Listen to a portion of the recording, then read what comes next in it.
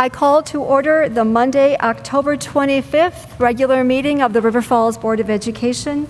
This meeting has been properly notified. I'm going to make, at the beginning of this meeting, some comments to lay out expectations for participating in the public comment time. As our track record indicates, the school board welcomes and values public comment. The board is anxious for people to be able to express their ideas and know that we, as a board, are paying attention. Public comments at board meetings are a good opportunity for board members to gauge how community members stand on issues. Board members also meet with community members outside of meetings, as well as respond to emails and phone calls.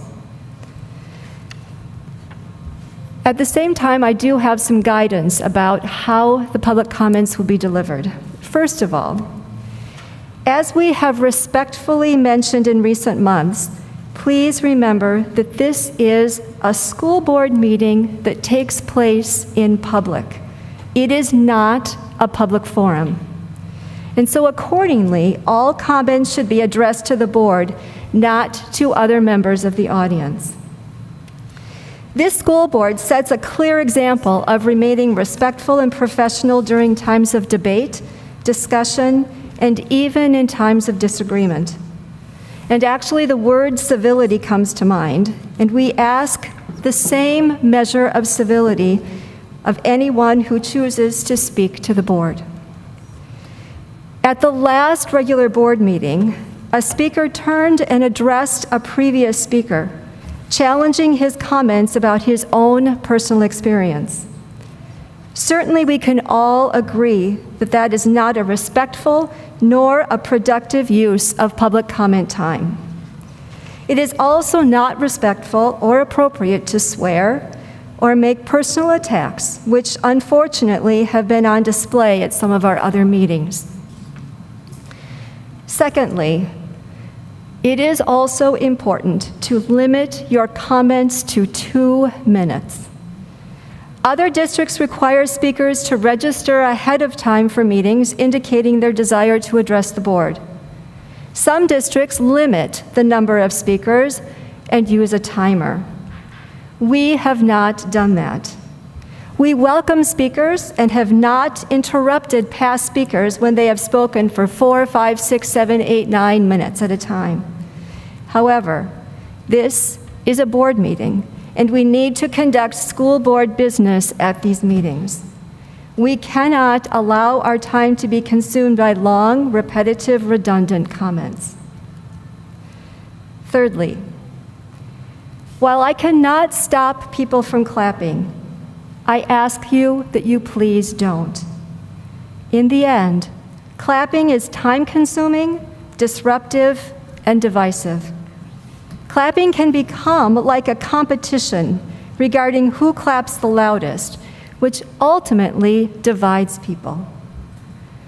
Everyone involved in this meeting shares a common commitment to the children that we serve. Recognizing and valuing that shared concern is much more productive than encouraging and exaggerating division. So thank you for listening to and for following the guidance that I've provided. But I have 2 more really quick points. And the first thing is to say that public comment time this evening is actually going to follow the spotlight that is going to be presented by Greenwood Elementary School. And then when we do return to public comment time, we will be taking and hearing comments about issues that are not related to critical race theory. We will listen to comments about critical race theory when we get to agenda item H. So with that, I turn to Greenwood, and thank you for being here tonight.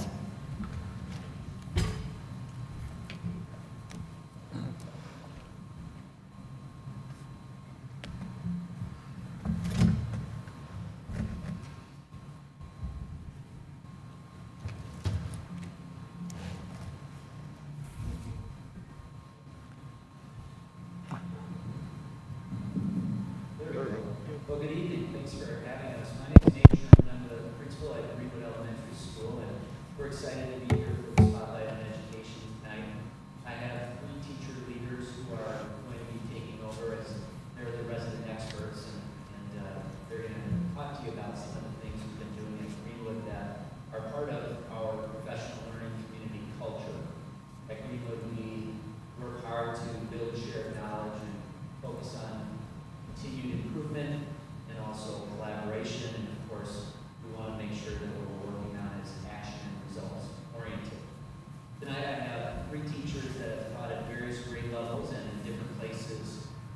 not just here in Wisconsin, but also around the world. I'd like to introduce Carrie Ribbon, who's currently a kindergarten teacher for us at Greenwood. She previously taught 4th grade with us and has taught overseas.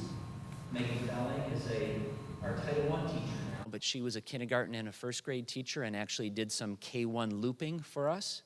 And Tanya Larson is our literacy coach. And Tanya has taught, I think, just about every grade and maybe at every school in the district at one point or another. So I'm grateful for the work that these ladies have done. And like I said, they are resident experts for us at Greenwood. Professional development has some challenges with it. Oftentimes, teachers are sent off, they receive training, and they come back and they're unsupported as they continue to pursue the work that they learned about.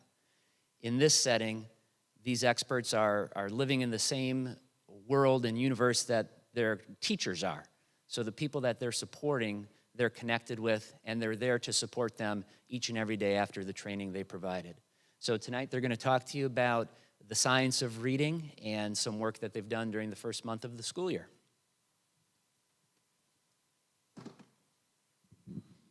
Thank you for having us tonight.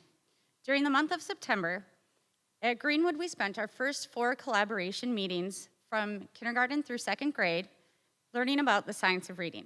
We believe that this information is crucial for educators. Next slide, please. Tonight, we are here to give you a brief overview of the history of reading instruction, what the term science of reading means, explain how we learn to read, examine why this information is valuable, and tell how we are implementing the science of reading at Greenwood. Next slide, please. Before we talk about the science of reading, I kind of wanted to run you through the history of reading. The discussion of best practice in literacy instruction has been an evolution. In the 1800s, the prevailing idea was that reading requires the knowledge of the relationships between sounds and letters. Students learn to read by sounding out words. This approach was known as, and is known as, phonics. It was popularized by the McGuffey readers. In about the 1930s, reading instruction moved into a whole word approach. If you see a word often enough, you store it in your mind. In the late 1960s, it was decided that people read by making predictions about the words on the page by using 3 cues: visual cues, grammatical cues, and context clues. Does it look right? Does it sound right? Literacy leaders believed that letters were the least reliable of the 3 cues, and that as people became better readers, they no longer needed to pay attention to all the letters in the words. They believed accurate word recognition was not necessarily the goal of reading. Instead, the goal was to comprehend the text. The 1970s birthed the whole language movement, with the thought that learning to read was very much like learning to speak. If children are surrounded by lots of books and are read to a lot, then naturally they will learn how to read. In 2000, the National Early Learning Panel released a report recommending explicit instruction in phonemic awareness, systematic phonics instruction, methods to improve fluency, and ways to enhance reading comprehension. But from that, balanced literacy was born. Balanced literacy is not well defined, but it was intended to be a blend of whole language, literacy-rich experiences, blended with some phonics instruction. Now, in 2020, the shift is focusing to the science of reading and why that is a valid basis for our literacy instruction. Next slide. So the science of reading is not a philosophy. It is not a fad, trend, new idea, or a pendulum swing. It's not a political agenda. It's not a one-size-fits-all approach. It's not a program of instruction. It's not a single or specific component of instruction, such as phonics. Next slide. The science of reading is, the term science of reading refers to the research that reading experts, especially cognitive scientists, have conducted on how we learn how to read. This body of knowledge, over 20 years in the making, has helped debunk older methods of reading instruction that were based on tradition and observation and not evidence.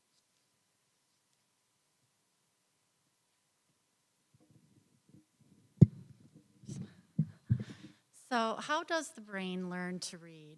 My task is going to be to walk you through what has to happen in the human brain in order for us to learn to read. As our quote here says, human brains were not created or didn't evolve to read. We learn to talk by just being surrounded by our native language. Our brains are wired for this, but reading is different. To learn to read, we have to repurpose the language processing parts of our brain, and this requires direct instruction.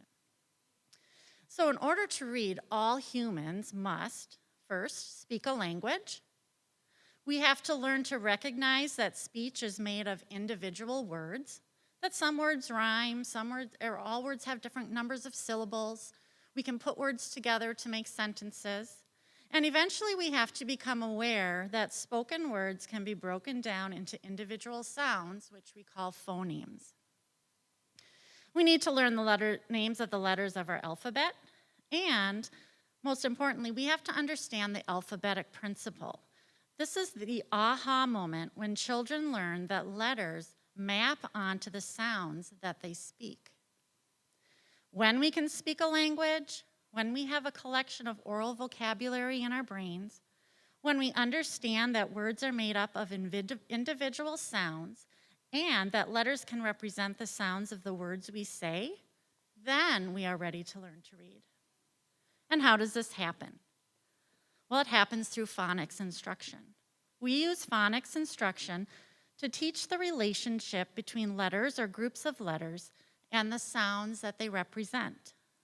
Students learn to map the letters onto the sounds they speak. At first, this is challenging and takes conscious effort.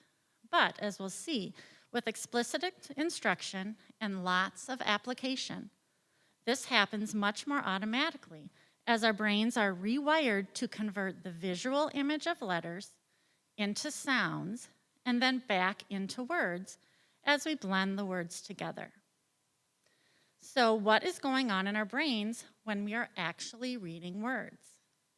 Next slide, please. So I'm going to take you through a model of reading called the 4-part processing model, which demonstrates what happens in our brains when we read. It's interesting that Siedenberg and McClellan developed this model, a theoretical model, back in 1984, but it has since been validated by modern brain imaging techniques. Keep in mind that what actually happens in the brain is much more complex than what I'm describing, but it will give us an overall picture of what actually happens. So as you can see on the slide, we have 4 parts of our brain that help us when we read. We have the orthographic, or the visual processor, the phonological, or sound processor, the meaning processor, and the context processor. So when we read a word, first, our eyes see the written word on the page. In this case, it's the word bat. This visual information is sent to the orthographic processor at the back of the brain. From there, the brain has to convert that visual information, the letters, into its speech sounds, which is done in the phonological processor, toward the front and the left side of the brain. So in this case, b, a, t. The brain develops this ability to communicate between the orthographic and phonological processors by applying the phonics knowledge we gain from instruction.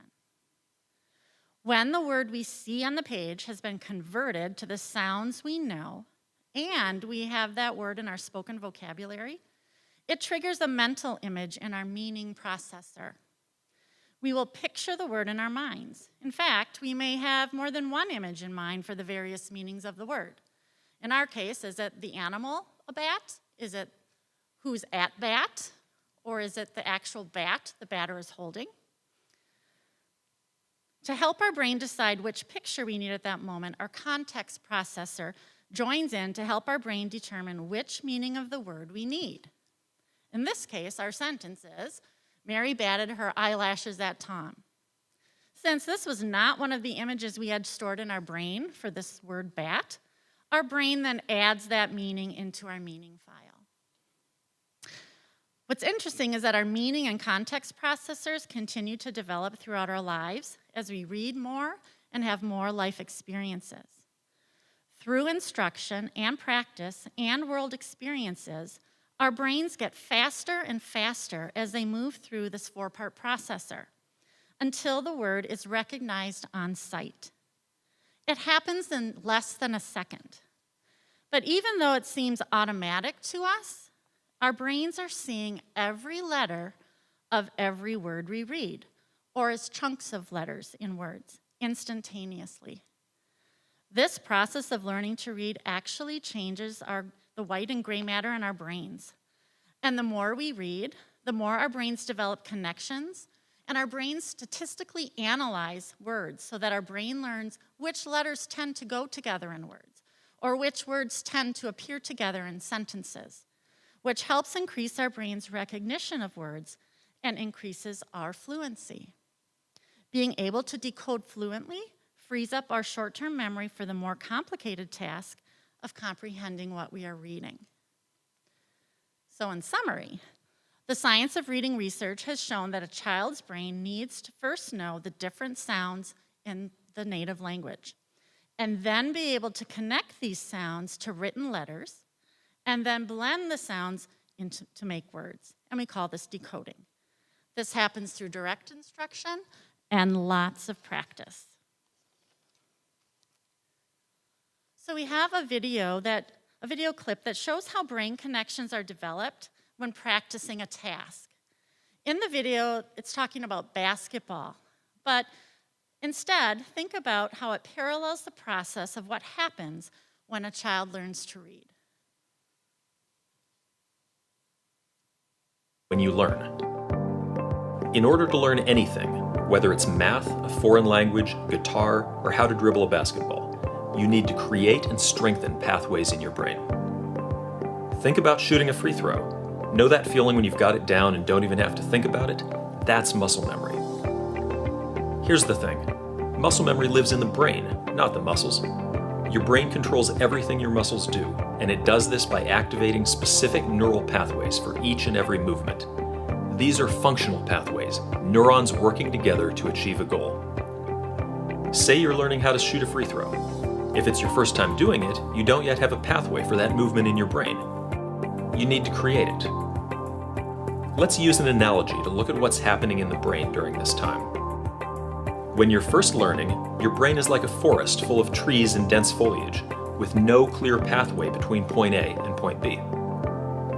As you learn the mechanics of shooting a free throw, you create a trail through the forest. Now you can shoot the free throw because you've created that pathway in your brain, but you probably don't make many shots because it's so new. The pathway isn't very clear yet. In order to improve your free throw, you need to refine and strengthen the free throw pathway in your brain. The way you do that is through practice. Practice gradually widens the trail through the trees, turning it into a dirt road between A and B. You're starting to get pretty good now. You're making more free throws than not. You don't have to think about the mechanics as much. That's because the pathway gets stronger after each practice rep, and you've done a lot of reps. With even more practice, the dirt road turns into a paved road connecting A and B, allowing information to be transmitted at a faster rate. Now you're a 70% free throw shooter, and when you step up to the line, you don't even have to think about it. Eventually, with enough practice, what started as a trail has become a full-blown highway. Now you're a master, draining almost every free throw, and the movement is completely second nature. Scientists call this plasticity, and it's your brain's innate ability to create and strengthen connections between neurons. These connections are the path through the forest. What's going on in the brain when... Thank you. So it's through phonics instruction and practice that helps the beginning reader to navigate that initial twisting pathway through the forest into that super highway of fluent reading. Next slide, please. So now that you have an understanding of how the brain learns how to read, we can break the complexity of reading down into a simple view of reading. Next slide, please. Thank you. The simple view of reading is a formula that is supported by scientific research, which states that reading comprehension is a product of decoding skills and language comprehension skills. Because this formula uses multiplication, not addition, a reader cannot make up for deficits in either decoding or language comprehension. Next slide, please. As you can see here, a reader with strong decoding skills and strong language comprehension skills results in strong reading comprehension. Next slide, please. However, as you can see from the next examples, if a reader is only strong in one of these areas or has mediocre skills in both areas, their reading comprehension suffers. Next slide. In order to be sure that the educators are teaching the necessary skills in decoding and language comprehension, we can use the model of Scarborough's reading rope. Dr. Hollis Scarborough developed this model in 2001. Dr. Scarborough compared skilled reading with the many strands in a rope.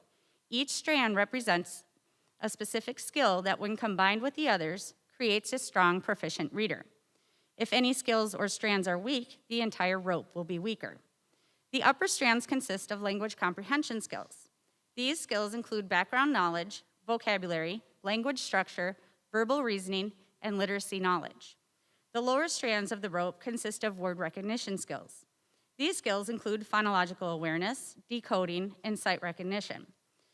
Together, with a great deal of practice time and explicit instruction, these two strands are woven into the outcome of a skilled reader who can fully comprehend a myriad of texts. Next slide.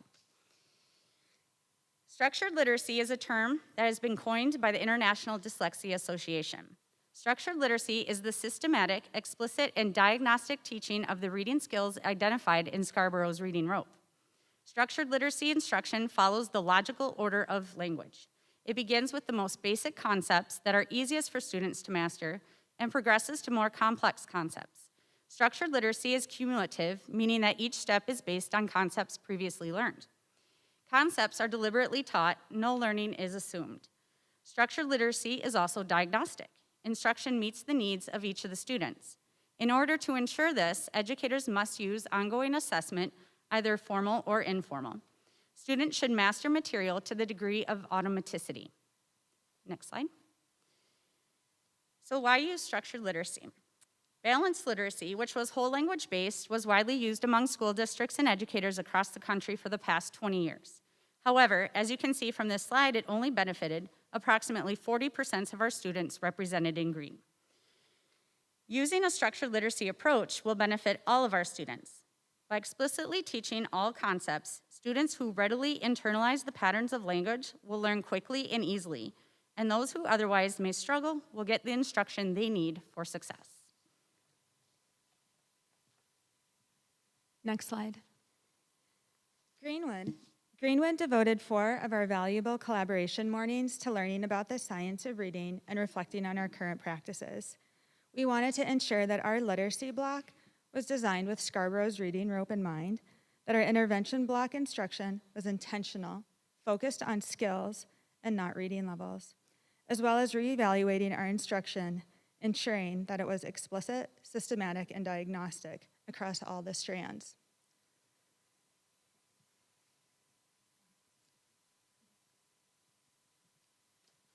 So with this last slide, we just want to end by reminding everyone that just like in the past, we're going to be hearing lots of buzzwords, as we always do. Balanced literacy, structured literacy, the reading wars, the science of reading. New programs will be coming out saying aligned with the science of reading. So it will be important to just stay focused on remembering these 2 things. The importance of direct, systematic instruction in the strands of the reading rope, and making sure that all of the strands of the reading rope are being targeted for instruction. This will ensure that all of our students are given the gift of learning to read. Thank you. So a couple of things. First of all of the components that were talked about tonight we can find in our benchmark assessment, or excuse me, our benchmark advanced reading series. They're all there. There's so much there that you have to dig and search and find all of the pieces, but they're available for all of us. We really wanted to normalize the process we were using to teach reading to our most important reading learners, because we want to make sure those students are at grade level before they get to 3rd grade. So we're not being renegades and jumping off the page of the curriculum. We're using what's available to us. We're just maybe being a little bit more explicit and intentional in those early teaching grades. And these teachers now have done that instruction for our teachers, and they'll be there to support them during the course of the year. And it won't be too long, and we'll be providing some more support in terms of professional development for the rest of our grade level teachers as well, 3rd, 4th, and 5th grade, because there are some students who still need some of these foundational skills, even though they've already advanced to those grade levels. Mm-hmm. Thank you. Are there questions or comments? Lindsay. Oh, Lindsay? So I just have to tell you, I have been looking forward to your presentation ever since I saw it come through in our board packet on Friday. This is in my wheelhouse and something that I feel so passionately about. And so I just want to commend you all, those of you who are here, and then also your team of teachers back at Greenwood who have been, all hands on deck trying to deliver top-notch reading instruction to your students.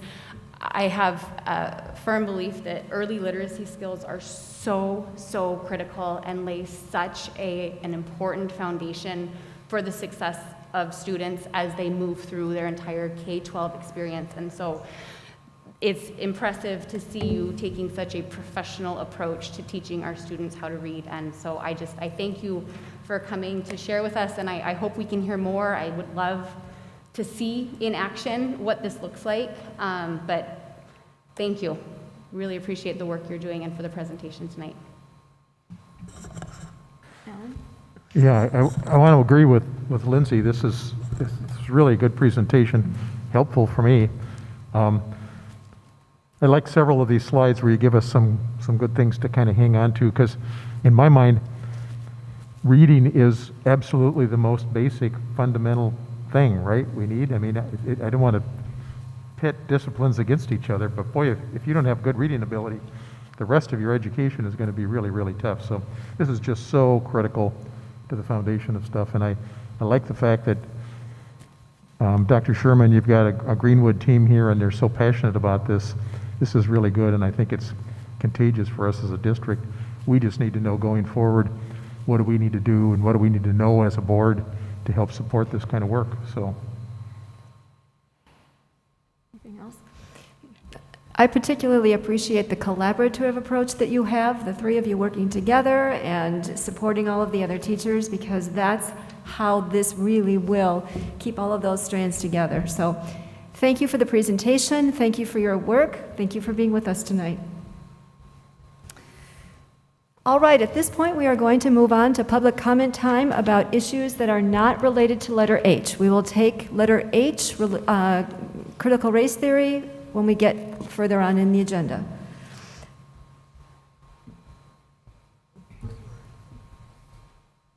Yeah, aren't we?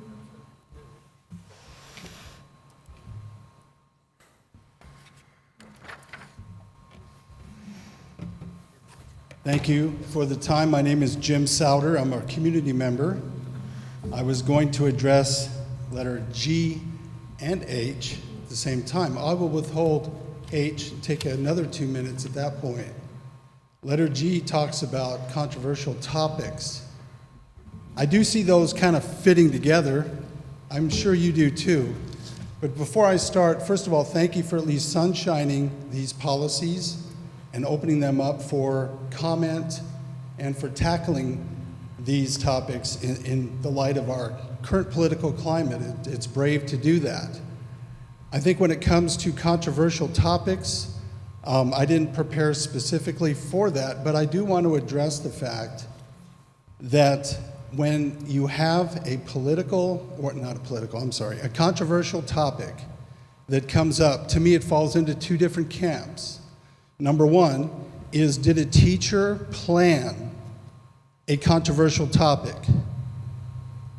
So I believe that needs to be part of a good policy. How does a teacher plan to introduce material, teach the standards, and evaluate those standards?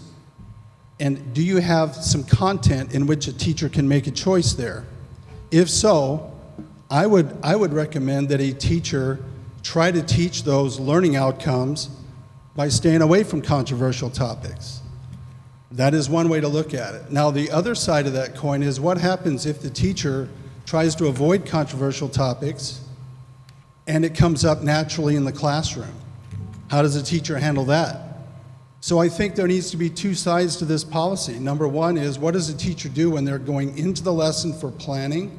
And number two, how do they handle it when things come up naturally as students discuss issues that they deem as controversial? And I believe the last time I read that, there was a lot of ambiguity when it came to the vocabulary in the policy about what could or could not be deemed as controversial. So, what I had planned to ask the board to do tonight, and I will ask again when I address the board for letter H, is to table this, pull it from the agenda, and allow the community to have more time and provide better input on how this works. We want to be sensitive to students' freedom and the ability to talk in the classroom. We also want to give guidance to how teachers should plan their lessons to avoid obvious, controversial topics. I'll see you in a little bit.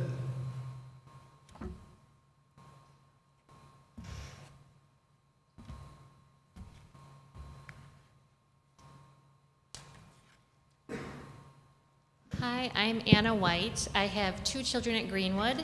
I was at a committee meeting, I don't remember which committee, but it talked about the redefining readiness in the high school. And I thought it was so important for those kids to have options, to be able to take ownership of their education, and how great that will be for the success of our high school students.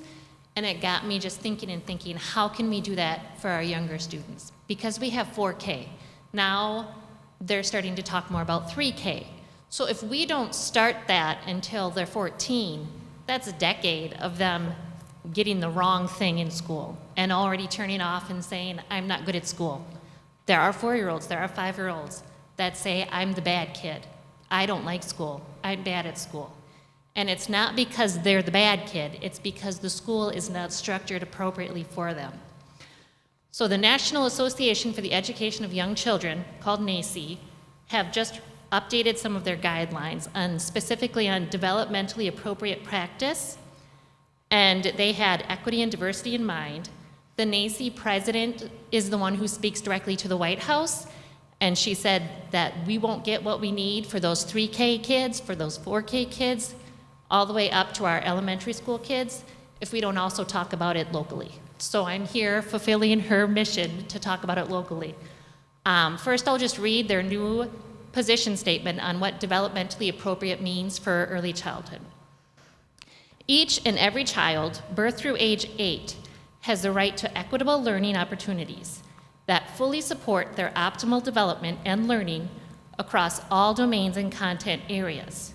Children are born eager to learn. They take delight exploring their world and making connections. The degree to which early learning programs support children's delight and wonder in learning reflects the quality of that setting. Educators who engage in developmentally appropriate practice foster young children's joyful learning and maximize the opportunities for each and every child to achieve their full potential. So this is not dividing people. This is bringing those children together. This is letting them do what they're supposed to be doing. So there is a lot of guidance for what the educators should do that I'm going to skip because I know 2 minutes is not a lot. But I did want to mention play is a part of their principles for how we achieve that developmentally appropriateness. Play promotes joyful learning that fosters self-regulation, language, cognitive and social competencies, as well as content knowledge across disciplines. A lot of that sounds like what they were just talking about with reading. This is going to cover all areas of learning. Play is essential for all children birth through age 8. I'm going to skip ahead. So, play is often viewed as being at odds with the demands of formal schooling, especially for children growing up in under-resourced communities. So the highly didactic, highly controlling curriculum found in kindergarten and primary grades is generally narrow focused on test-focused skill development. It's unlikely to be engaging or meaningful for children. it's likely to have them thinking that they are not valued and that they are not successful learners. So that is where I would love us to see, just like we redefined readiness in high school, if we could work on doing that for other elementary schools. Play is essential. In a normal year, play is essential. My oldest daughter is in 2nd grade at Greenwood. She has never had a normal school year. She has never had normal. So these children are trying to learn, and they can't even have a normal time at school. And play is really the key that will unlock their learning. And it's also, when you start getting into play therapy, play is how they're going to heal too and get back to their own normal. Thank you. So, sorry, I'd like to see if we can focus on that, and I'd be happy to be part of the process.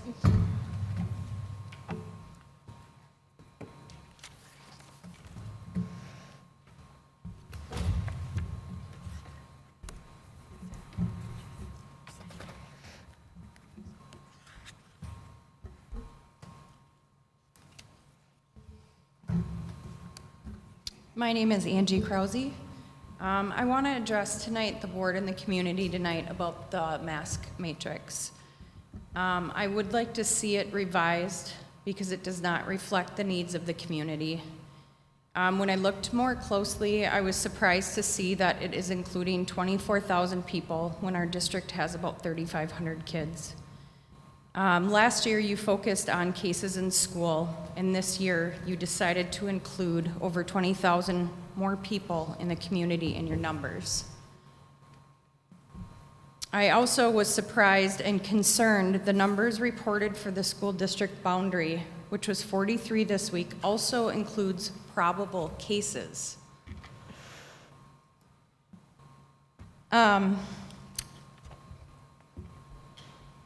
I also would like to see that updated, the chart in yellow, the bar on the link. It says confirmed cases. If that's including probable cases, I would like to see that added because it is a bit misleading in the link. It doesn't make sense.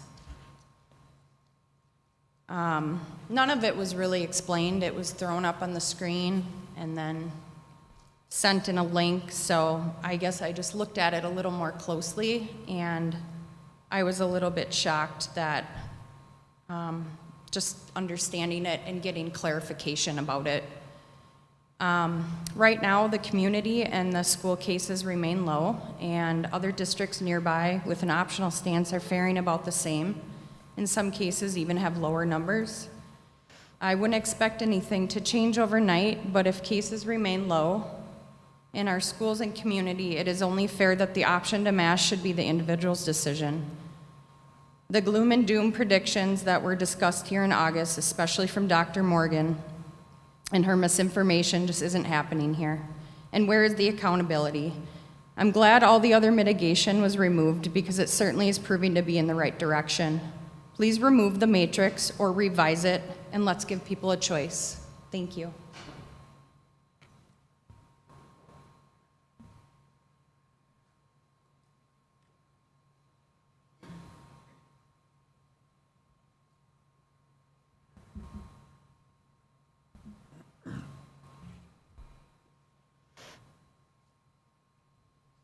Hi again.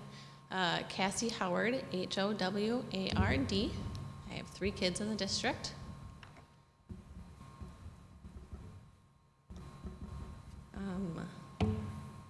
I'm kind of hoping here tonight, I guess I don't know how these things are supposed to go the proper way to do it, but I'm hoping maybe we can see like a motion for the mask thing and go mask optional. The grid needs to be reworked if we're going to keep that. The first column has 12 cases, I think, for the community. 12 of 24,000 is 0.0%. So that would be a goal of 0 COVID, which is just not realistic. It is endemic at this point. If you don't know what endemic means, you should look that up. If you're making these grids, you should know.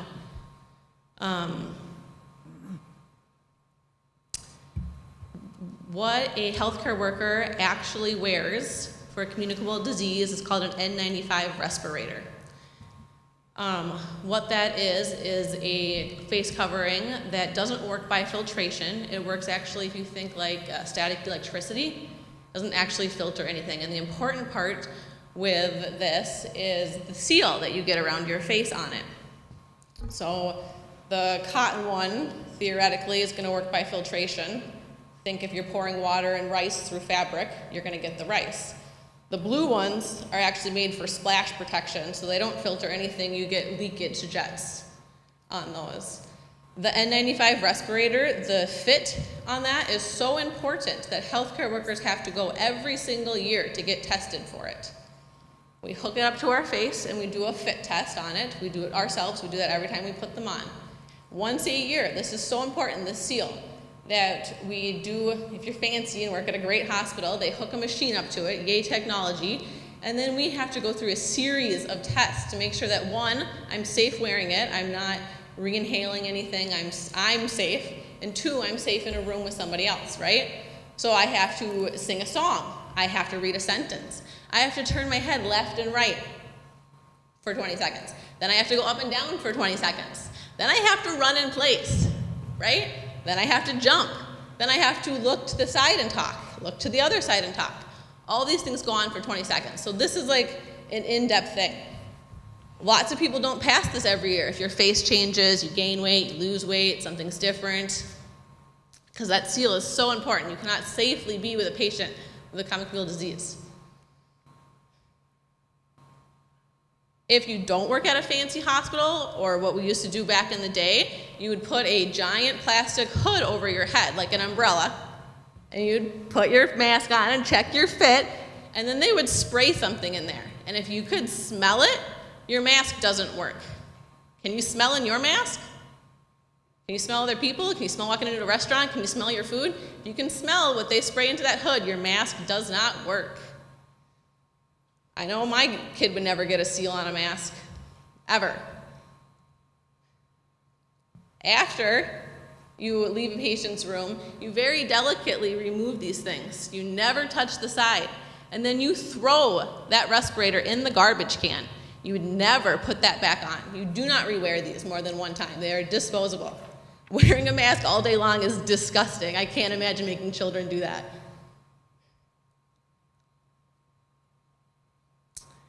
So if somebody has COVID, that cotton mask is not doing anything. If somebody doesn't have COVID, why do you need the mask? I don't know. I mean, if we're thinking about this critically, you know, I got 3 kids. Mom's not always right. Let's talk about it, right? I mean, let's think about that critically for a second. Can you smell in your mask? At the very least, we should make a motion to maybe talk about changing the grid next time. But I would love to see a motion here tonight about making masks optional. I mean, I think something could be made to say, let's not put masks in kids. I mean, the cardinal rule of medicine is do no harm. First, do no harm. We just spent however long talking about early literacy. I mean, shouldn't we make this an engaging environment for children? That's doing harm. At the very least, you're supposed to do no harm. I don't know, just thinking about that critically, this doesn't make any common sense here, but thank you for your time.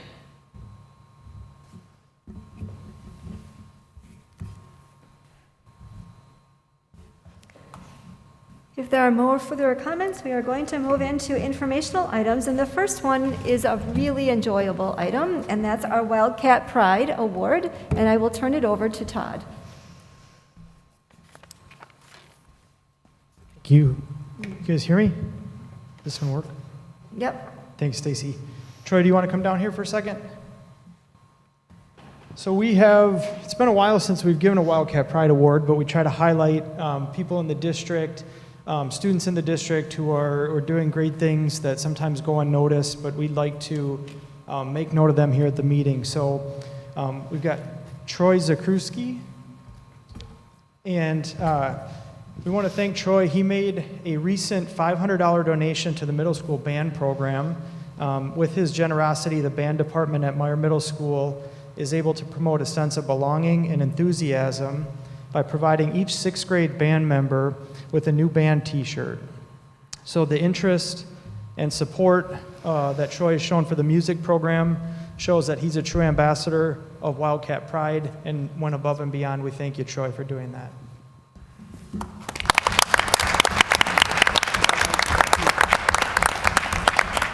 Troy also serves in our district, keeping the high school building safe and clean and ready for our students for learning.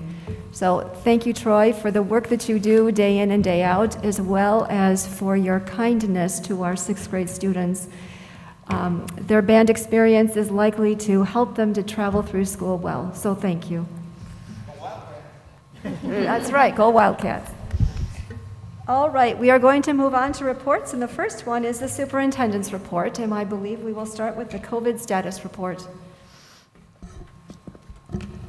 So this first slide here, just to kind of cover the bases a little bit on some of the thoughts and the considerations related to where we are at with our masking decision at this point, with our matrix. Community of care defined as, yeah, we're certainly keeping an eye on the COVID case numbers.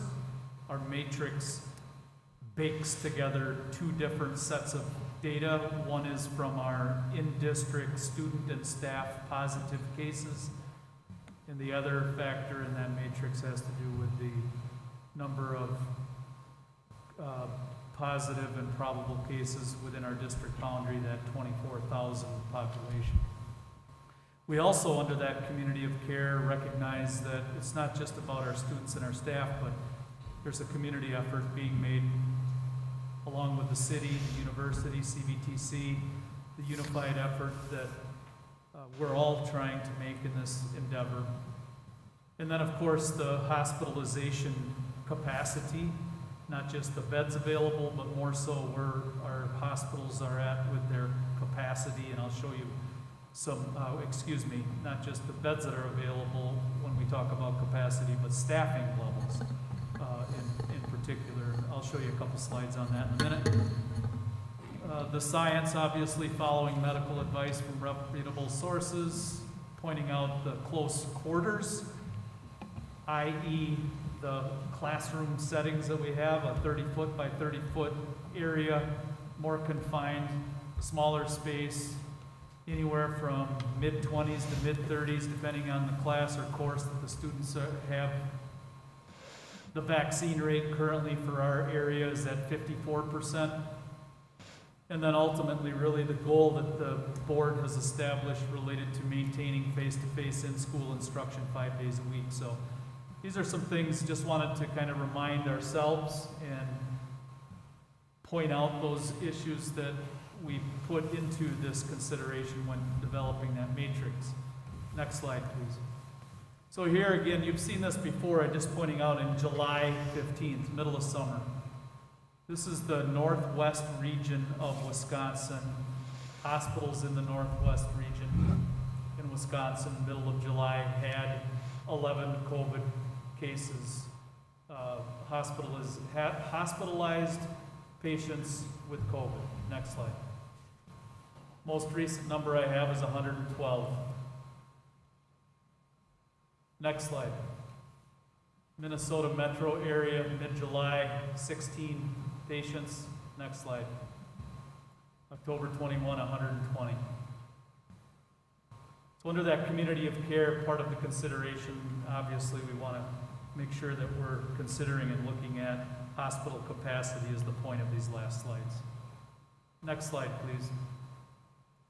This information is sent home every Friday. This just simply shows you that school district boundary over the past 7 days. That's a rolling number. Next slide. This line graph just shows you when we send the memo home on Fridays. These dates are Fridays of this school year where we are at with our in-school staff and student cases. You can see some good news on the right side. Those numbers have been on the decline, knock on wood. We hope to see that that decline will continue. Next slide. Just a kind of a quick fact for you here. I found it interesting to go back to look at this year's COVID case numbers in district, students and staff this year. 85 cases in September. And so far in October, 36.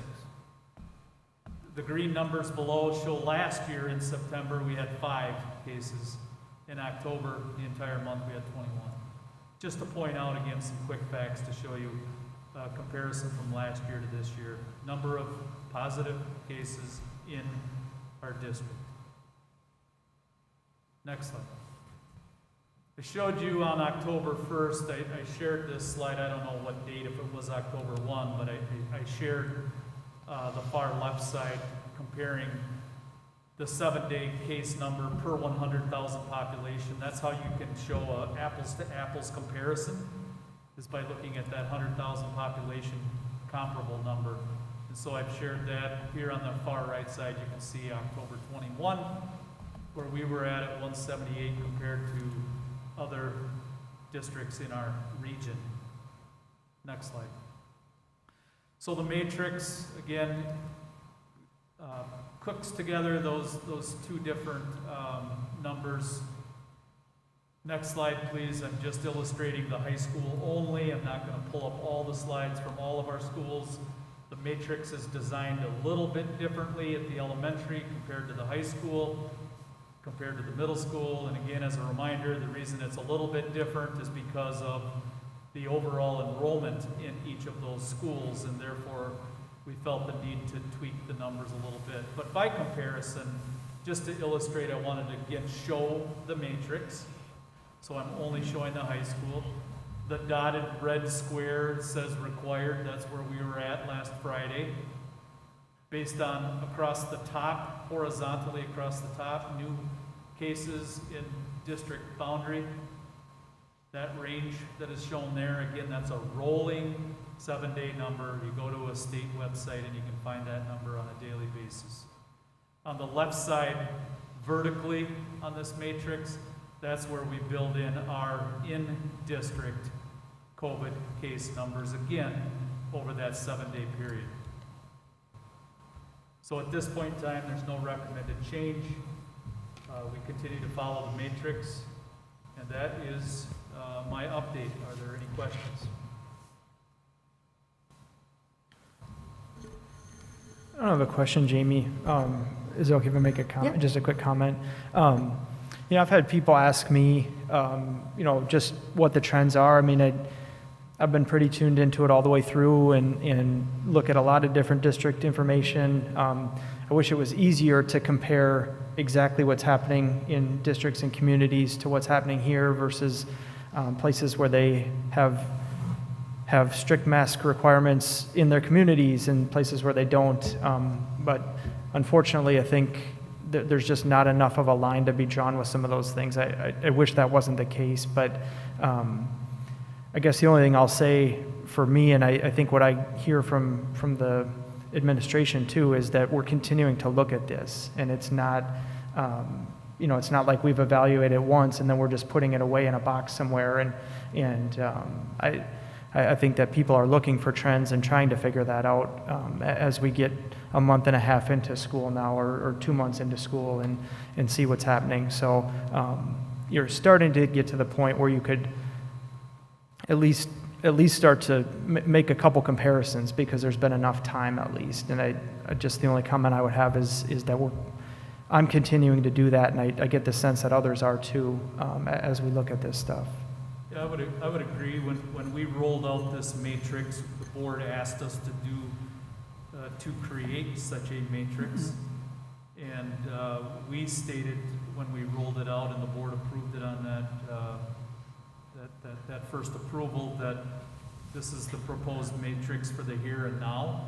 We will continue to look, as I indicated on that first slide. There's many things that go into this consideration, even though on your matrix you have these two hard numbers, the district boundary and the internal cases with students and staff. We're still looking at and considering other approaches. I think from my understanding, the board would say, frankly, we like the matrix so that we don't find ourselves on a week-to-week basis sitting here as a board having a vote on whether we're going to wear a mask this week or this month or not. But at the same time, disclaimer is, Moving forward, we're going to continue to look at that matrix. It doesn't mean that it's cemented in stone and that it will remain exactly as it is today. And so I would agree with you, Todd, that we can continue to try to look for patterns and trends, take a look at what we see, both from a scientific, science, medical recommendations, but also our own learning lessons in-house, which we have applied many of our own learning lessons already. And when you look at, here's an example for you. Remember last year it was 6 feet that we used for a contact tracing. So if there was a positive case in a classroom, we would look at the 6-foot rule to determine who was within 6 feet, to determine if they would be identified as a close contact. And then we would inform the parent, sorry, your son or daughter has to be quarantined now. Originally 14 days, then it went down to 10, yada, yada, yada. At 6 feet. This year to date, so far, we are following a 3-foot rule because of the masks that allow us to go from 6 to 3. We would have had more than 700 students that would have been identified as close contacts at 3 feet. That's crazy. And we said, well, we're still going to send a notification to home to parents, but we're not going to say that you must quarantine. That's an example of our own in-house learning lesson. And we said, we think the disadvantages that are created to students, the lost learning, the lost experiences, the social emotional impact is not worth the risk by forcing them to be on quarantine. It's a parent choice issue. Over 700, and we've said, no, we're not doing that. We've applied a different practices with the mask rule for after-school hours. We aren't sitting here having debates over whether we're going to continue co-curricular activities. We're doing a host of other things differently. Really, the one pain in the backside that no one particularly enjoys is the mask. And so, yep, we're open to continuing to look at whether or not that matrix should or could be changed, without a doubt, and I'm glad that you brought that up, that we can convey the message to the public that we continue to look at it daily, weekly, and we'll consider whether or not we're comfortable bringing back a recommended change to the board in the future. Yeah. I would also suggest too that we have some planning in place, because if you're watching the news, the littles, the 5 to 12s, it looks like the vaccination is going to get approved, and I would like to see that taken in account too. Because if that option is there for some parents, we need to have a plan in place on how we're going to hopefully at some point in the year gracefully exit away from masks. Yep. If there's an option for 5 and up to get vaccinated. In agreement, I would go back on that first slide in this presentation. One of the things I listed was we currently in the River Falls area have 54% vaccination rate. And to your point, Amy, that number could increase significantly depending again on parent choice. Not every parent's going to be ready to take advantage of that, certainly, but it definitely sounds like in the coming weeks that they're going to roll out that vaccine option for parent choice for those littles age 5 to 11. That would be another influencing factor. The vaccination rate is a part of this entire consideration for sure. Hopefully that would reduce the number of infections, and so that our numbers would go down and we would then be able to have a different square in the matrix kick in. Yep, and I'm fully aware there are people listening right now that are shaking their heads saying vaccination rate should have nothing to do with this. And I respect everyone's opinion on that wholeheartedly, which is why I've repeatedly said at least twice tonight, that's a parent choice. That's a parent option. But I'm also being transparent to say, yep, it's part of our consideration. Whether everybody agrees with it or not, it is. Anything else on this? Thank you, Jamie. Would you like to turn to the School Forest Dream Big event? More good news, exciting stuff. Here on October 12th, we had a big dream event related to our school forest. Over the last few months, we've gained new access to that school forest because of a partnership with the Kinney River Land Trust They graciously sought some significant grant dollars and were able to purchase land that adjoins our existing property that's been landlocked for decades.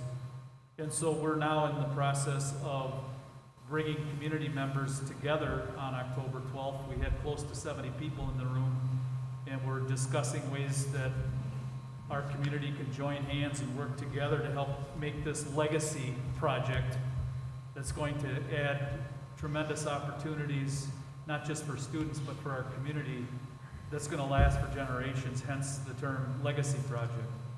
And so we're excited about the turnout that evening. We're going to come together again on November 2nd, bring back some folks that were at that initial meeting, and we're going to continue to move our plans forward related to some subcommittee work that will help to advance the vision for trail development, signage, fundraising efforts, a facility, curriculum and lesson plan development, and so on. And so we're very jazzed and very excited about the work that lies ahead, and we're anxious to keep the momentum moving forward for this project, and so that's a definite good news story.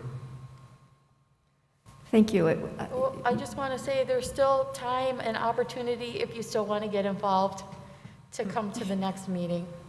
Because there's still plenty of, we still need plenty of people to do some of the work. Absolutely, and thank you, Jamie, for all your efforts to get that presentation ready and to get that event organized. It was significant. Anything else on that? I don't believe we have any other administrative reports, and so I'm going to turn for the student report. Good night, everyone. My name is Jocelyn, and I'm going to talk about mask policy. As everyone knows, masks are one of the things that students don't like. I can say we hate them, but we're trying hard to follow the rule of wearing the mask correctly. Of course, there are some students who wear the mask under their nose, but it's understandable because isn't fun to have like the mask on for the whole day. And also, some teachers are helping us to mask breaks, and I think it's a good way. The second thing is about the end of the term. The end of the term is going to be this Friday, and as all the students are who have a missing assignment and trying her best to submit all the missing works and to do retakes on time. And also some teachers helping us a lot to bring, like offering after school to do the retakes and submit all of the stuff on time. Thank you.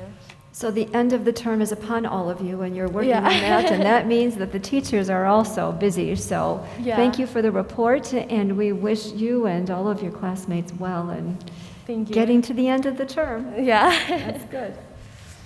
All right. We are going to move on to action items. And so at this point, we have minutes from the September 20th regular Board of Education meeting. We have bills that have been submitted for payment. We also have employment recommendations. So do we have a motion to approve the minutes, bills, and employment as presented? Thank you, Cindy. Is there a second? Second. Thank you, Bob. Any discussion? All those in favor? Aye. Opposed? The motion is carried. Todd, I'm going to turn to you for actually B and C. Sure. So we had a F&F committee meeting prior to our last board meeting, so that one is the reference from September 20th. There's been a lot of overlap between those two meetings.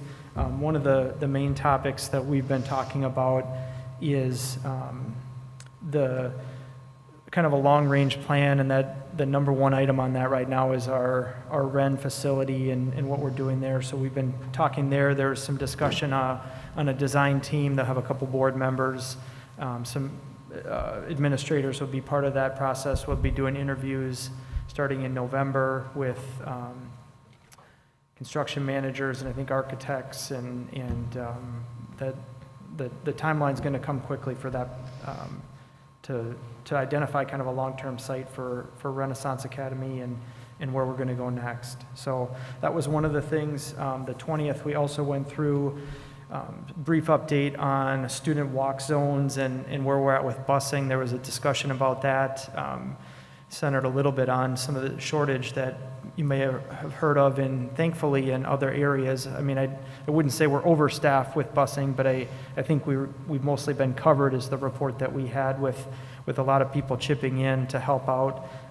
Last year we had adjusted some student walk zones to expand that footprint, and I believe we dialed that back just a little bit too, to allow for more of what we normally would be doing for busing. And then we also had kind of an update on some of the information from the annual meeting as well, what we were talking about there and what that would look like.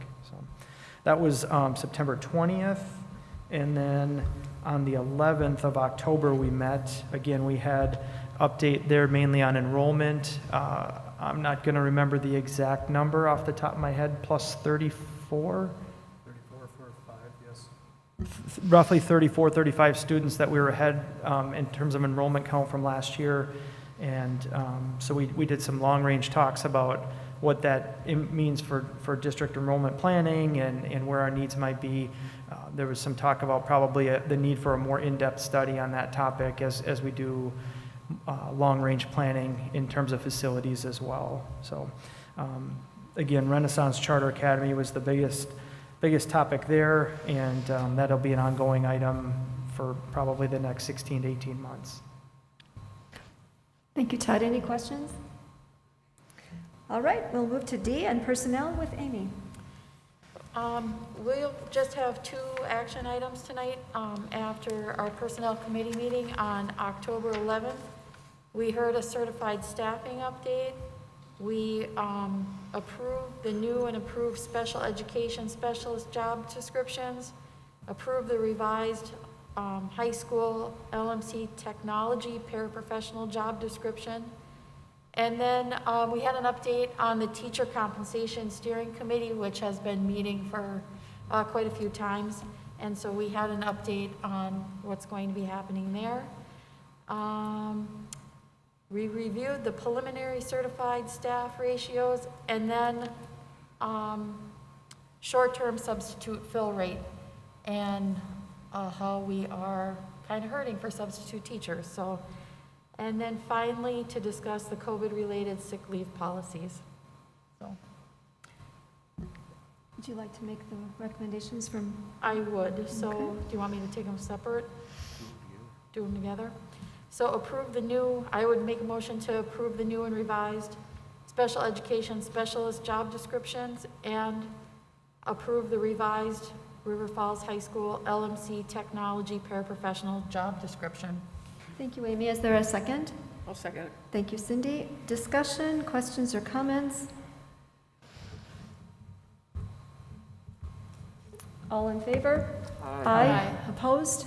The motion is carried. One of our annual responsibilities is to appoint a deputy clerk who is going to be able to shepherd through the election process. And so the recommendation is that the school board appoint Amanda Taylor, administrative assistant to the superintendent, as the deputy election clerk for the 2022 school board elections in April. Is there a motion, please? I'll move to approve. Thank you, Todd. Is there a second? Second. Thank you, Amy. Okay, she beat you there a little bit, Ellen. Any questions or comments? Thank you, Amanda, for being willing to do that. All those in favor? Aye. Opposed? Motion carried. All right, I am going to turn now to Mr. Benson to outline the tax levy. It is now definite what we need to be doing. Action tonight is being recommended for the board to approve the tax levy at $20,484,000. The preliminary number for the tax levy was discussed at our annual meeting on September 20th. I say preliminary because we still were waiting for the actual state aid amount that we would receive. And just to clarify, this is a little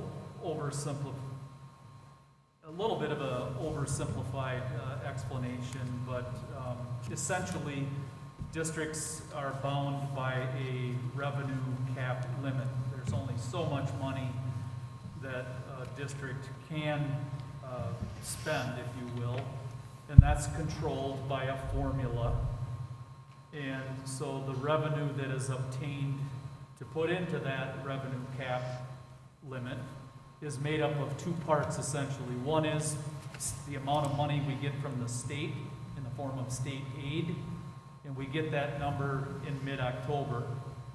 And then the remaining balance of that revenue cap is made up of the tax levy, what we ask local taxpayers to contribute towards running our schools. And so, again, once we, in mid-October, we know what our state aid is, then we get to tonight where we ask the board to approve that remaining levy. So the preliminary report that was provided at the annual meeting was based on some pretty sound, fairly accurate estimates on what that state aid would be. There's some other things that come into play that include some factors that become more clear, such as the overall district property valuation. So what's the value of all properties in the entire district? Homes, businesses, all property value. So the more value that we have throughout our entire district, that helps to some extent to offset the amount of an individual levy. At any rate, bottom line is, once we know that state aid, which we find out in mid-October, we now get to this evening where we ask the board to formally approve that levy amount of $20,484,000. That levy it equates to a mill rate that is lower than last year. There's some good news there.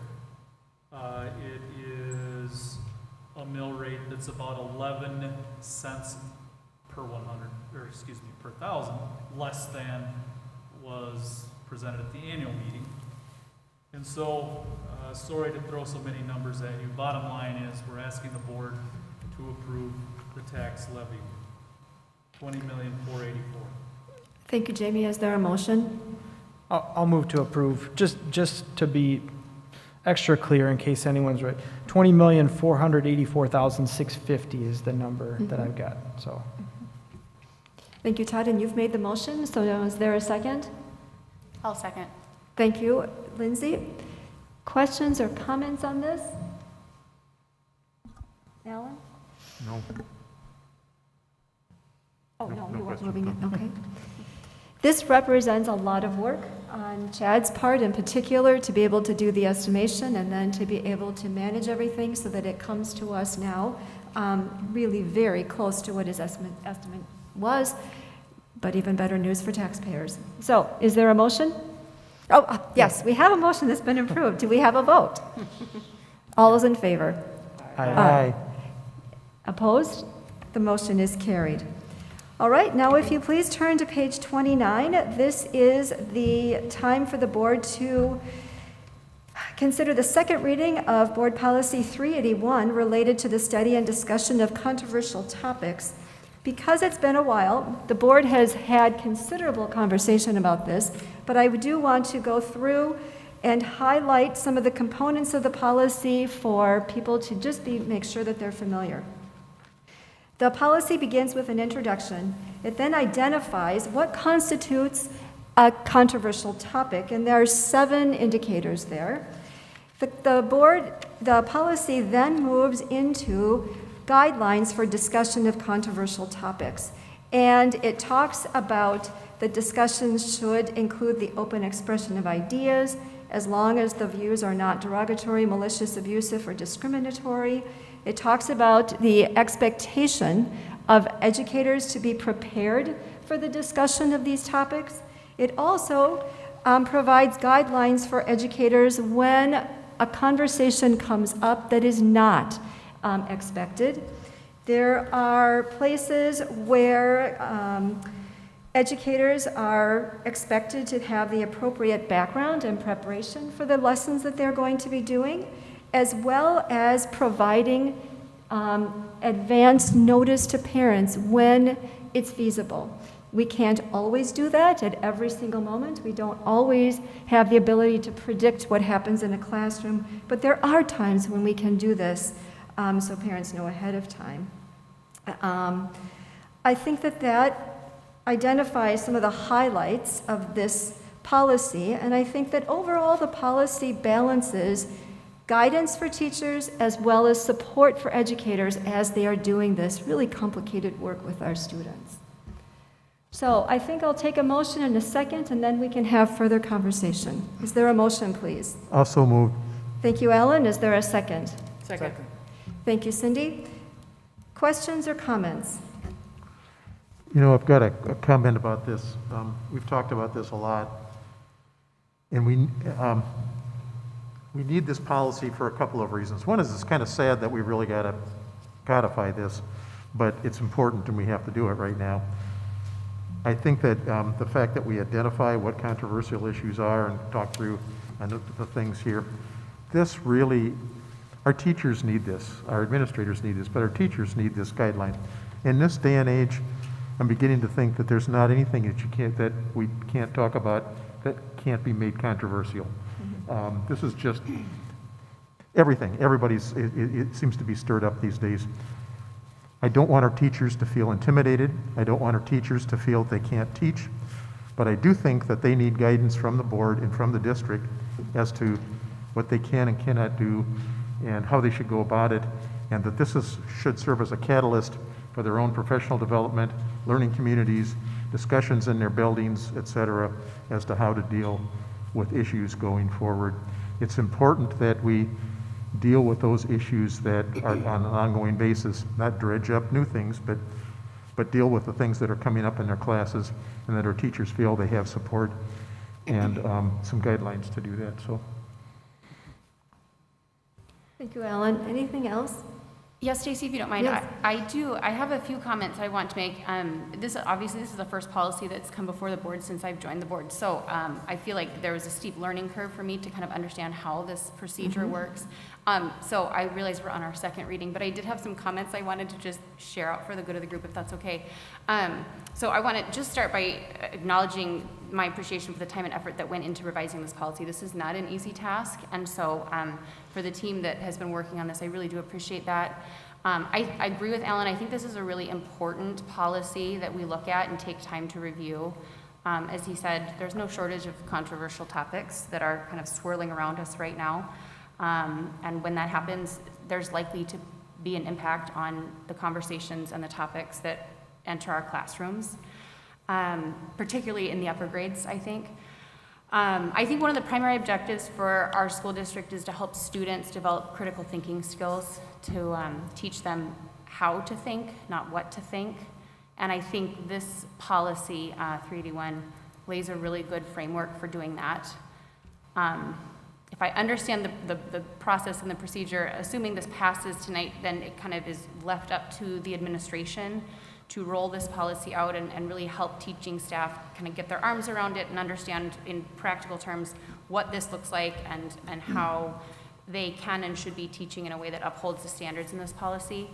And so I guess in the past few weeks, as we've been talking about this policy, I've reached out to some classroom teachers and some administrators, and I know this technically is the job of the administrative team, but for the good of the group, I would just like to say I think it would be helpful to dedicate some professional development time to helping teachers add a few tools to their tool belt and help them gain a little bit of confidence on how to approach these controversial topics, whether they're planned or unplanned. I mean, you really do prepare in much different ways. And in some of the conversations I've had with teachers, it is intimidating to be in the middle of a group of kids and have something come up and not know how to navigate that. So I would love to see us dedicate some time to helping teachers objectively and constructively manage the study of controversial topics, and also those impromptu moments where those topics enter the classroom conversation. I think we have highly competent and professional teachers in our district. We're really, really, really fortunate for that. I just want to be sure that they feel supported and prepared to uphold the standards that we lay out here. And then the other comment I have, and nobody's spoken about this, I don't think, is regarding the section of the policy that speaks to parents. And in that first paragraph, it talks about this being a pathway for families to judge if they want their children to participate in the study of certain topics. I think that's a really important piece of this policy. Do you mean 11, point 11? Yeah, it's mentioned in point 11, but And also in 10? Yep, but also in the introduction paragraph of the policy. Okay. The purpose of the policy, one of the purposes is to provide a pathway for families to judge if they want their children to participate in the study of certain topics. I think that's really important. The sense that I'm getting from parents is that they really want to ensure that there is a partnership between them and our school district and what's being taught in the classrooms. And essentially it just boils down to they just want to know what's being taught, that's all. And I think we've done a good job up to this point. I want to just ensure that that trusting partnership continues through transparency and accountability. And so I think essentially what this policy is saying, if I understand it correctly, that there will be times when students encounter a controversial topic in the classroom. As a district, we find value in that. We think that's important in developing critical thinking skills. But we also recognize that we have a broad spectrum of families that we serve in this community, and we realize that everyone holds different values and beliefs, and we want to be respectful of that. So ultimately, I guess I think it's important that parents know that if there is a concern about the content of a class, in this policy, they should be comfortable coming to a teacher or an administrator respectfully and civilly and just asking for more information or asking for clarification or potentially some sort of alternative assignment or an alternative book or something like that. I just think that's a really important message to send out there for the sake of transparency. So anyway, sorry, I didn't want to get too in the weeds, but I think this policy is very, very important, and I want to be sure that if anybody is interested in learning more, it's posted on our website. You can read it and better understand the sense of what we're trying to do here with this. Exactly, and I think that you raised the point about families feeling comfortable reaching out,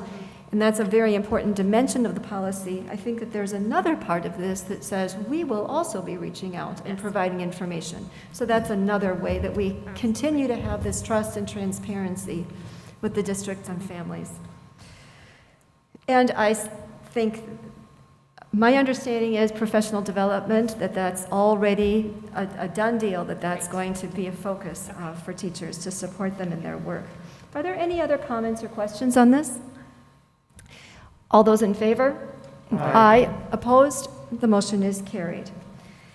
Now at this point, we are going to turn to action item H.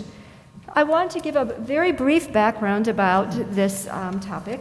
So over the past few months, the board has heard comments and received questions about critical race theory and how it relates to the curriculum in the school district of River Falls. Tonight, the school board will vote on a document that articulates the district's position on critical race theory. Through this statement, the board desires to address questions from the community, avoid confusion about what CRT is and isn't, and clarify the district's stance on CRT. As a board, we hope that this statement will show the board's commitment to transparency. And quite frankly, we also hope that this statement will prevent divisiveness over CRT from becoming a distraction in our school district.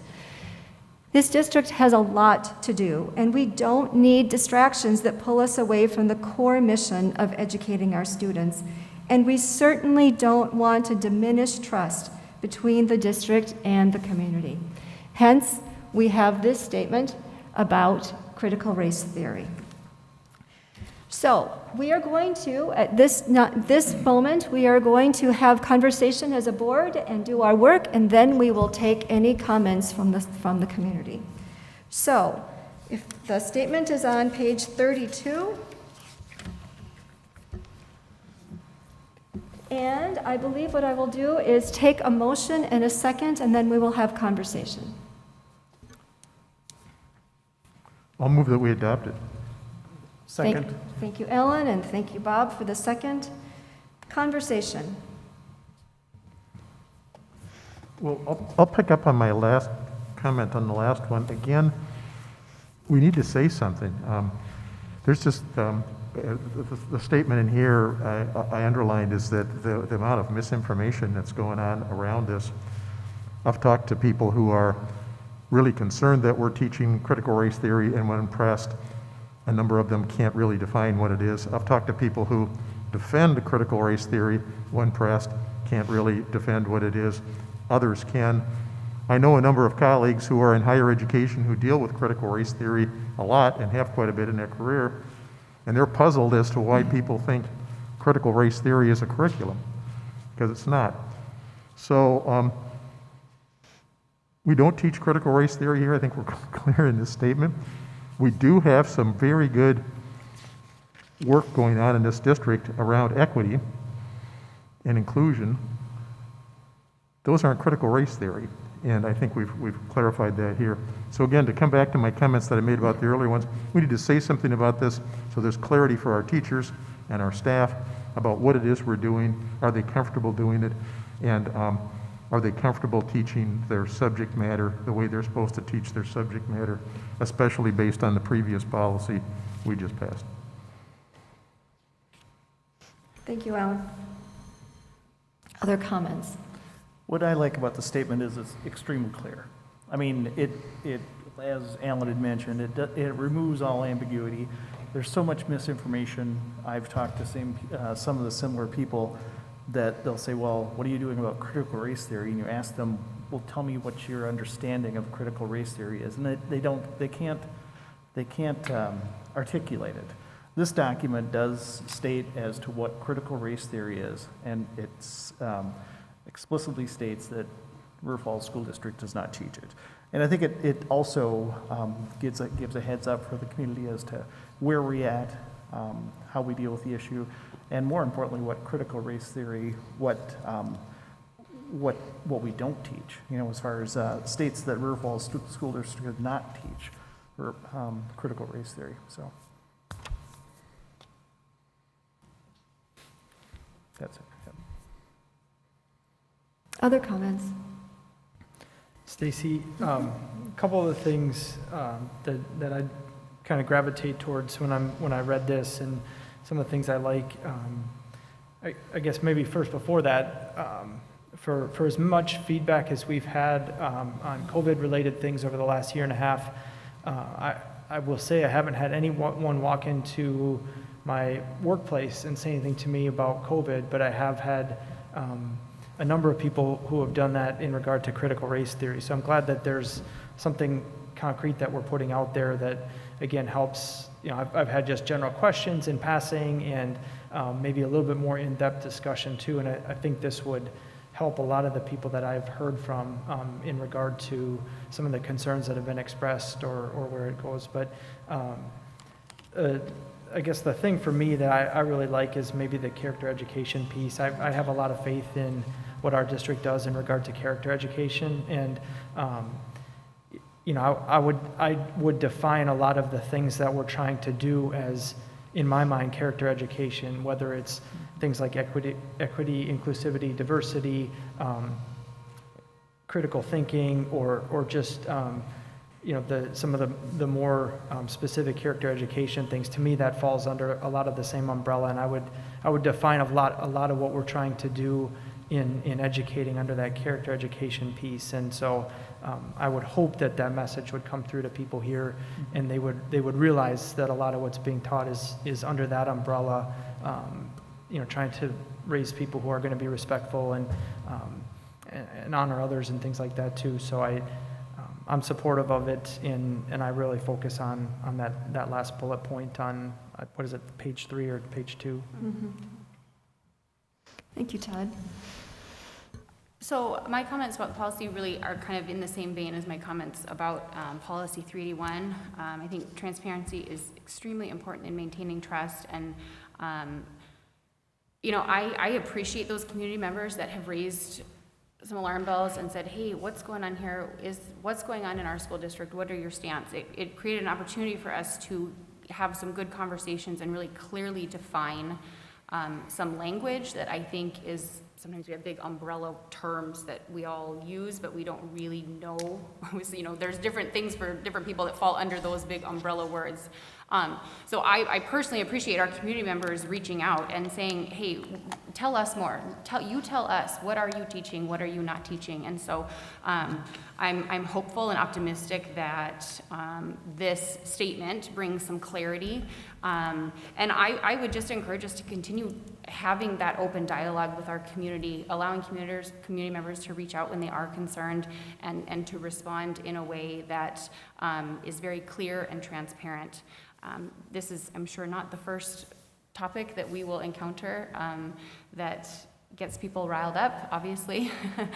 We don't know what's around the corner. But I think this sets a good precedent in sharing with the community. We hear you. We know this is something that you're worried about. This is what we're teaching. This is what we're not teaching.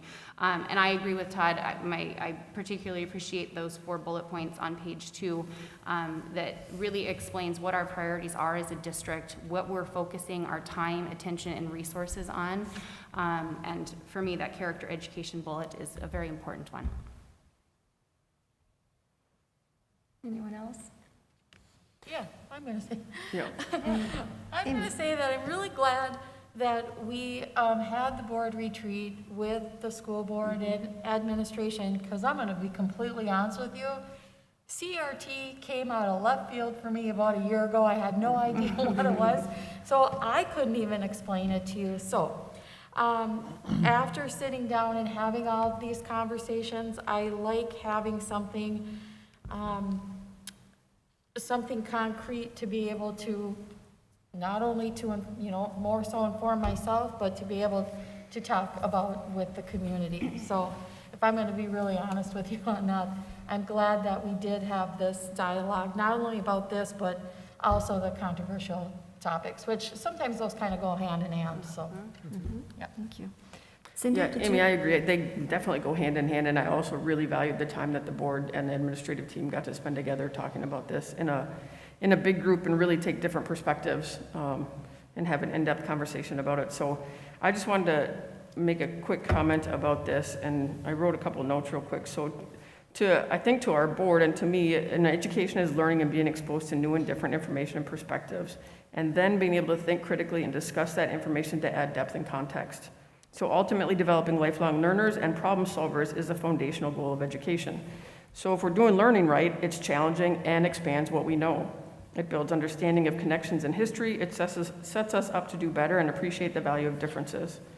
Our district commitment to cultural competence, critical thought, connectedness and inclusion, and character education, I think shows our commitment to preparing students in River Falls for the world. So I'm really proud that we're staying true to our values and not getting wrapped into a misrepresentation or misunderstanding of a graduate level academic concept that really, at the end of the day, can't be taught at the elementary or secondary level. So I'm really proud of the approach that we took to this and the amount of conversation that we had about it, and that we took the time to figure out, to learn more about it, I think, as a board and an administrative team. I like where we landed on this. I'm with Lindsay's comments about 381 and the importance of critical thought. That is extraordinarily important to me in my work and in my work on the school board as well. So I like that bullet point is in there in terms of that's what our goal is, to help our students become critical thinkers. I also want to thank the administration. This was a significant undertaking to be able to come up with a document that is not even quite 2 pages that articulates what this is. Thank you, Jamie, and to your team.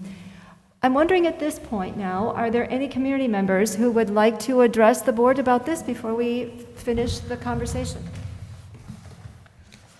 Yes, I would. Thank you. See, this way you got 2 times of 2 minutes. That's right. And I've got my little timer going too. So here's my comment about this. And when I first read this, I was thankful, and I thought, what a great thing that the school district was transparent enough to try to get something out that clearly says, we don't teach critical race theory in the River Falls School District. I applaud that. That's a great start.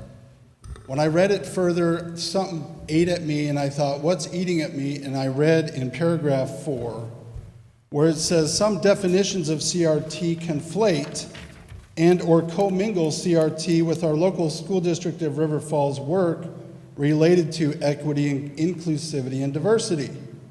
Then this is where I really got a little irritated. The result of this error is misunderstanding.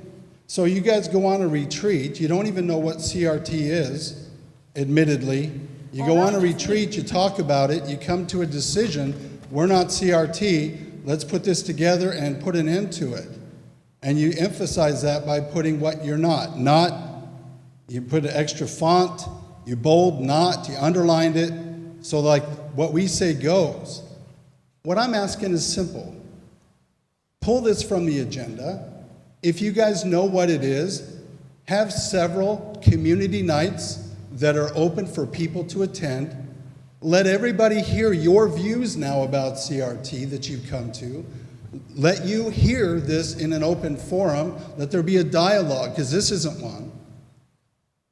And then, if you agree that, you know what, now that we've gotten a lot more input, we agree that there's error and misunderstanding, great. We all win. If you might come to the conclusion that some of the underpinning philosophies of CRT is very clearly embedded in EID, and the reason I say that is because it's very similar to DEI at my place of employment and many of your places of employment.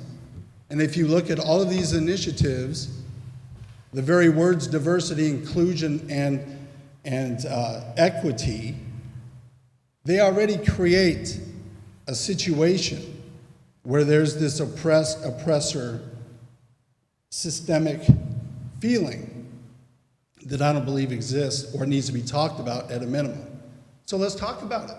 Pull it from the agenda. Have some open nights. Let people come down and give their opinion on what they're thinking. Don't just go to retreat and go, gosh, we didn't know. Now we know, and we're going to write this and get this off our plate so we can send a message to this community that we don't have anything to do with this. We think about this all the time. And so I just think it's really a disservice that you would just very quickly, let's just get this done so that we can show the world that we're not a CRT district. When I think if we really slow down, look at the evidence, there might be another side to that story. Thank you. Are there any other comments? So at this point, the board has before it a statement about critical race theory. Oh.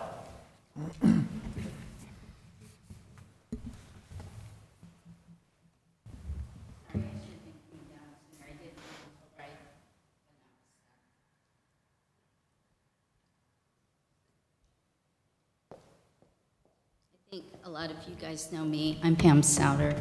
I'm married to Jim. I will tell you that there are people in the community that do have an issue with the transparency, and part of it has to do with the fact that you guys know I've been going to the EID committee and joining you guys to kind of see what it's about, but there has been a big change on the EID website.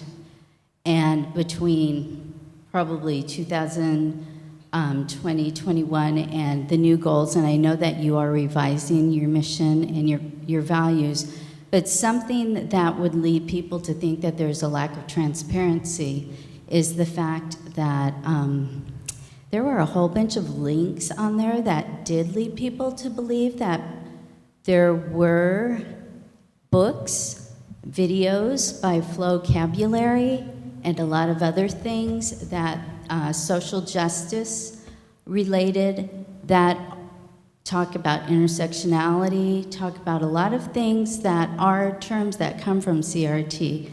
And so the reason why people are concerned is because that was on the website.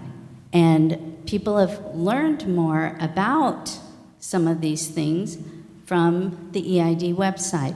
And so I just want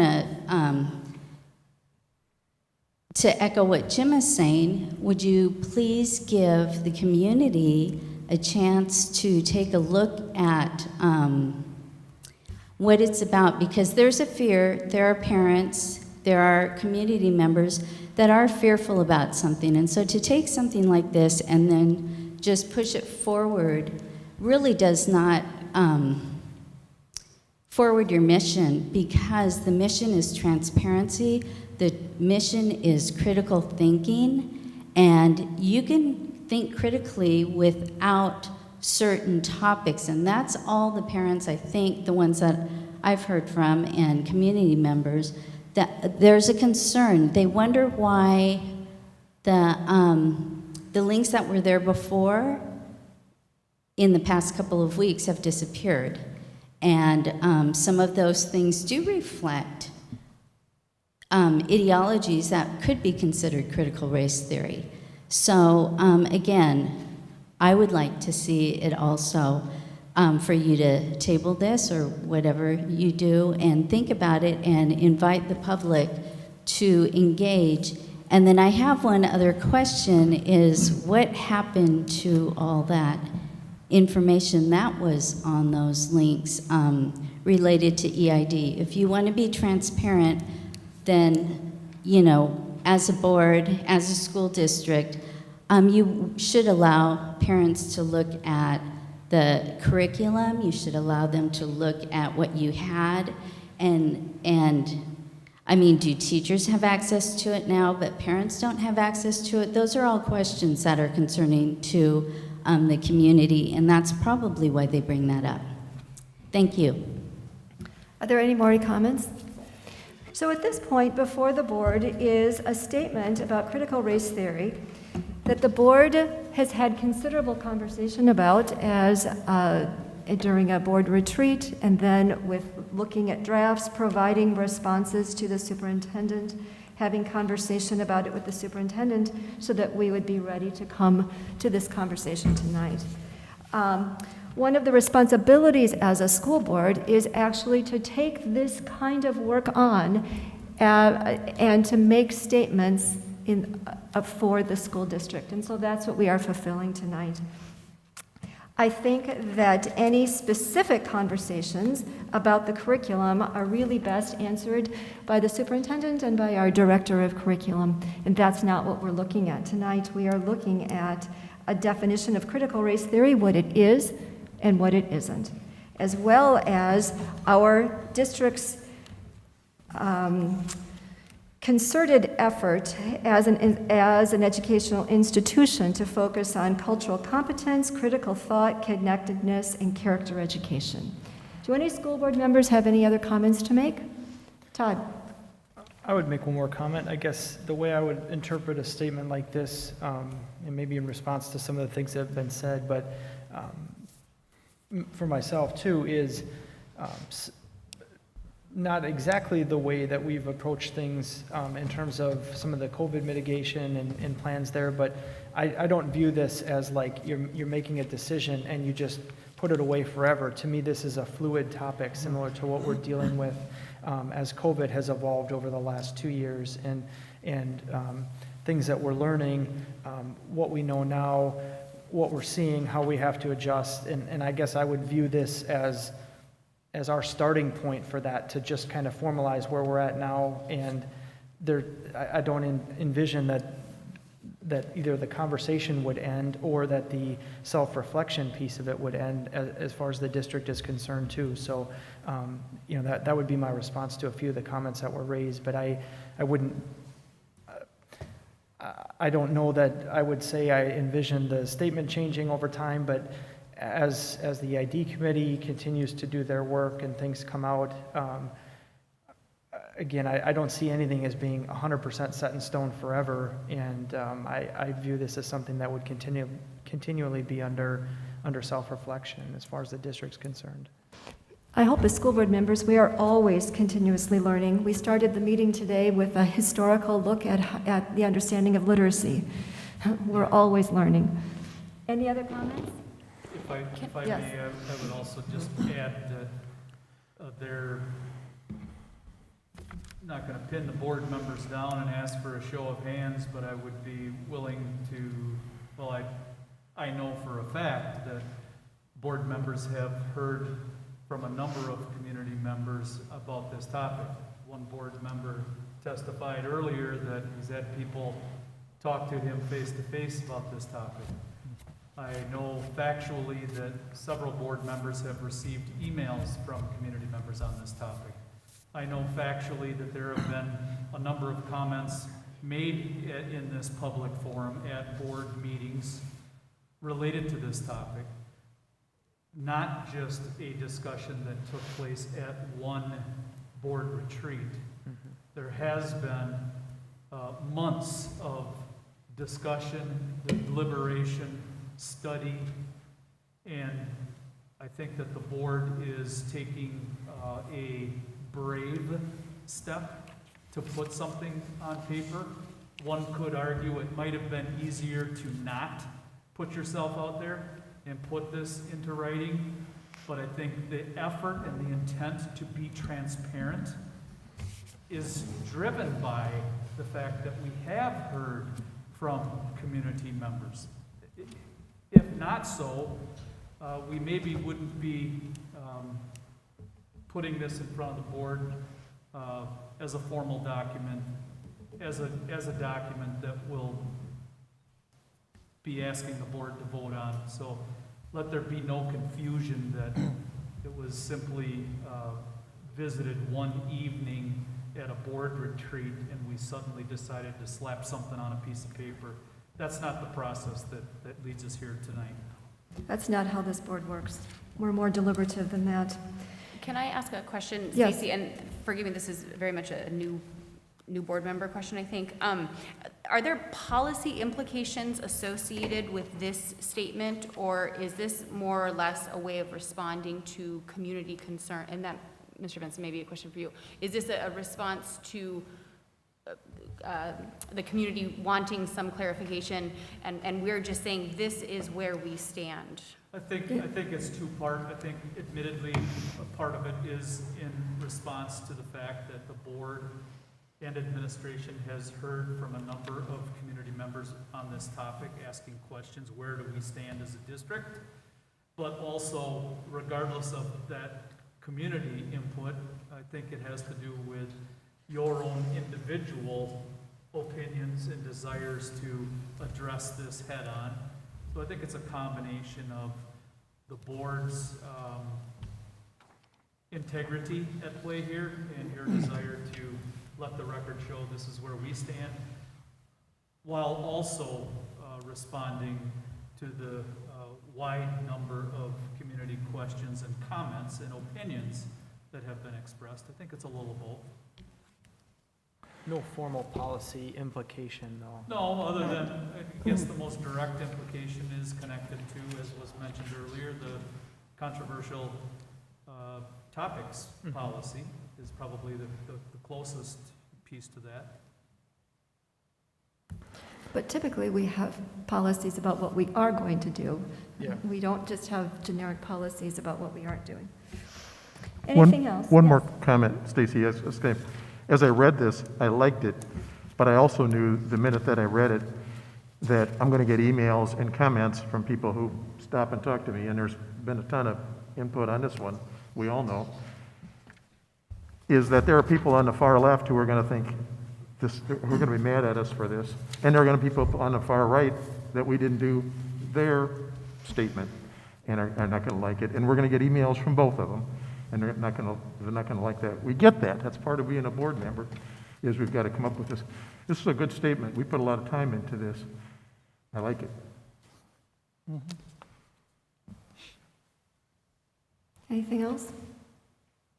I'm going to make one last comment, because I think that the number one concern that I personally have heard and read, and frankly I agree with, related to critical race theory is, I want to know if you're teaching my kids and my grandkids in your school system, whether or not that the color of their skin makes them an oppressor. And the answer to that is no. This district is not indoctrinating children that because of whatever their life experiences or color of skin or the amount of income that their family has, that automatically makes them an oppressor. There's a lot more that goes into this, I know, and there's a lot more that we put down in writing, But to me, that's the number one concern and criticism that I have heard and that I would have, is if we were gonna stand in front of our kids and indoctrinate them into those kind of beliefs, that would be wrong. And to Alan's point, there are some people that would disagree with that statement. I don't line up with that, and I don't believe this district does either. As the statement here says, that we use age-appropriate classroom learning activities. Age-appropriate. Anything else? All those in favor? Aye. Opposed? The motion is carried 7-0. At this point, do we have any proposed items for future board meeting agendas? All right, then we're going to schedule meetings. There will be an educational program meeting on Monday, November 1st at 6 o'clock at the district office conference room. There will be a Finance and Facilities Committee meeting on Monday, November 8th at 5:45 at the Amplexer Building on Whitetail Boulevard. Please make sure you remember that. Personnel will meet Monday, November 8th at 7 o'clock in the district conference room. And the next regular board meeting will be Monday, November 15th at 6 o'clock. I assume it will be here. We need to share space with the choir and band, and so we might need to do a little bit of juggling, but we can do that. And at that